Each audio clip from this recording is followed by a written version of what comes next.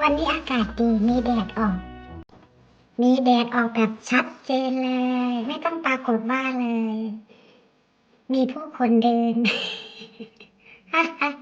มีผู้คนเดิน มีรถผ่าน ความหนาว20ตอนนี้คือลงไปถึง20แล้ว-20แล้ว